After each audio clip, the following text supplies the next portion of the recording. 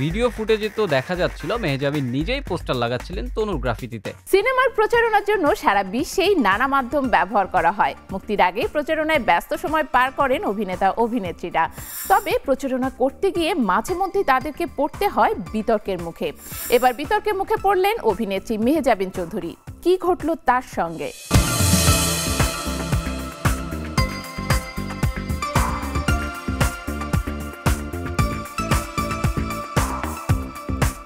আগামী 20 ডিসেম্বর মুক্তি পাচ্ছে মেহজাবিন চৌধুরী অভিনীত প্রিয় মালতী সিনেমা। মুক্তির আগে সিনেমার প্রচারণা নিয়ে বেশ ব্যস্ত সময় পার করছেন এই অভিনেত্রী। তবে প্রচারণা করতে গিয়ে নতুন এক বিতর্কের সৃষ্টি করেছেন তিনি। পড়েছেন দর্শক ও নেটিজেনদের তোপের মুখে।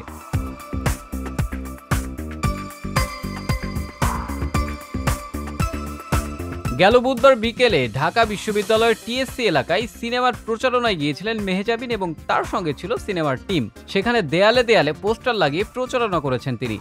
তবে একটি পোস্টার তিনি লাগান কুমিল্লার ভিক্টোরিয়া সরকারি কলেজের ইতিহাস বিভাগের শিক্ষার্থী ও নাট্যকর্মী সোহাগী জাহান তনুর গ্রাফিতির উপর।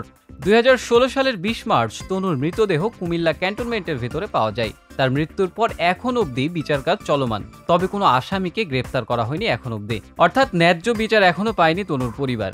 সেই তনুকে নিয়ে আঁকা গ্রাফিতির উপর পোস্টার লাগিয়ে বিতর্ক সৃষ্টি করেছেন মেহজাবিন চৌধুরী। পরে অবশ্য সেই পোস্টার নিজ হাতে সরিয়েছেন তিনি। এই ঘটনা নিয়ে আলোচনা হলে সে রাতে এক ফেসবুক পোস্ট করেন এই অভিনেত্রী। পোস্টে এই অনাকাঙ্ক্ষিত ঘটনার জন্য ক্ষমাও চান। তিনি লেখেন, অনেক দর্শক আমাদের সঙ্গে যোগ দেন চলচ্চিত্রের প্রচারণায়।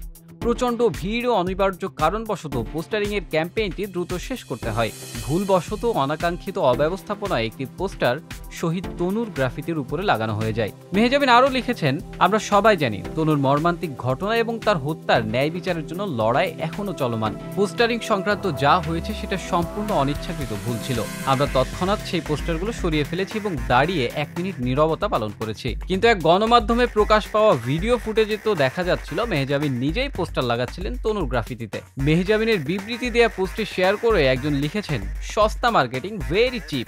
আরেকজন লিখেছেন, আলোচনা সমালোচনা হওয়ার জন্য এসব ইচ্ছে করেই করছে।